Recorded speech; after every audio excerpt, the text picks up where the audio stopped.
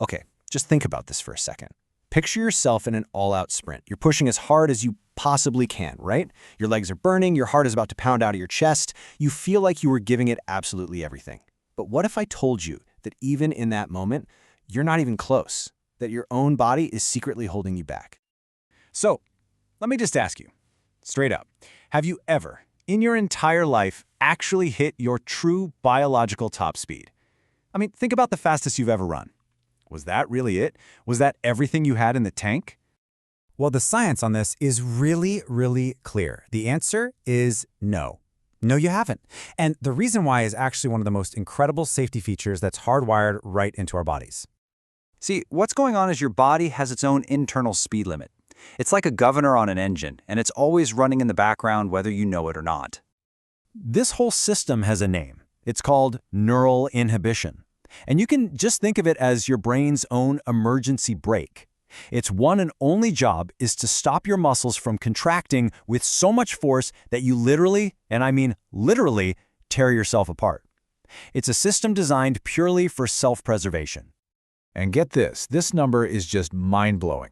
Under normal conditions, even when you are pushing so hard you think you're going to pass out, you're only accessing somewhere between 60 and 80% of your real strength. The rest of it? It's locked away, kept in reserve for a true life-or-death moment.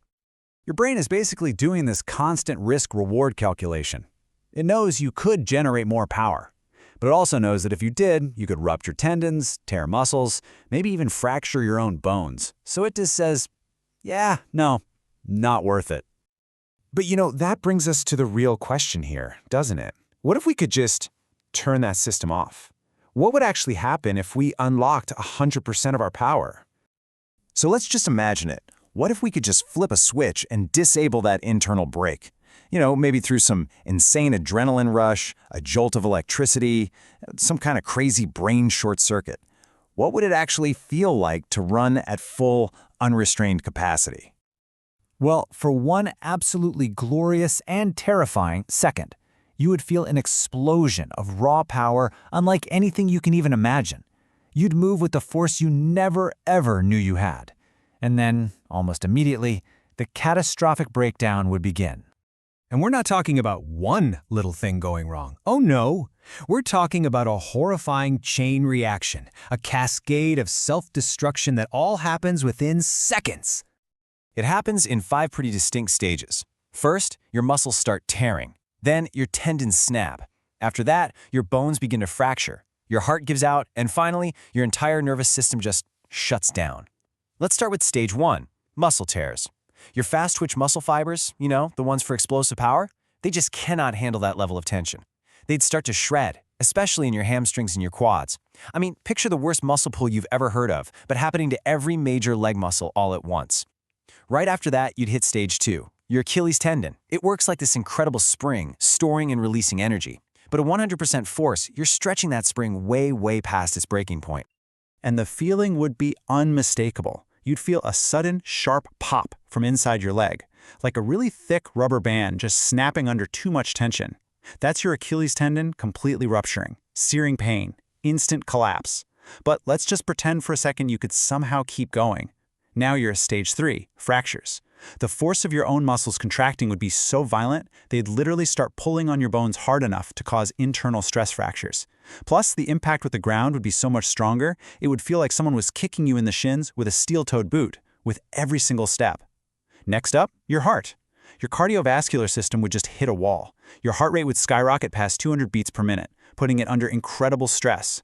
You're looking at a huge risk of a severe arrhythmia. That's a totally irregular heartbeat, or even just full-on cardiac arrest.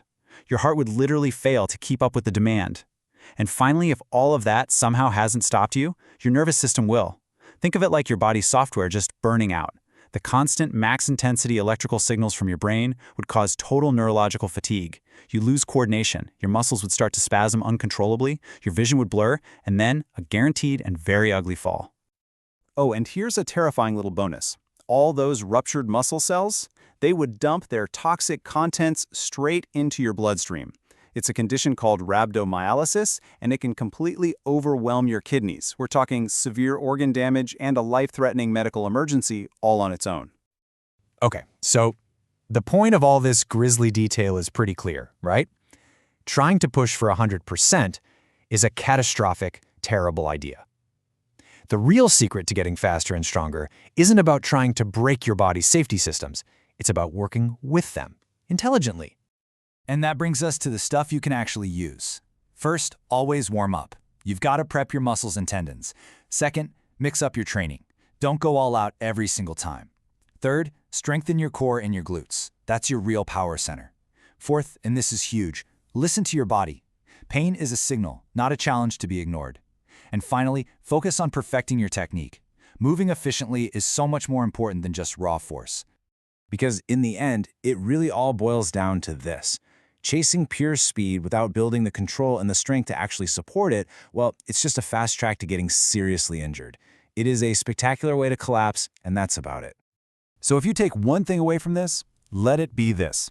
The true limit isn't really in your muscles. It's in that incredibly smart safety system that's designed to protect you from yourself.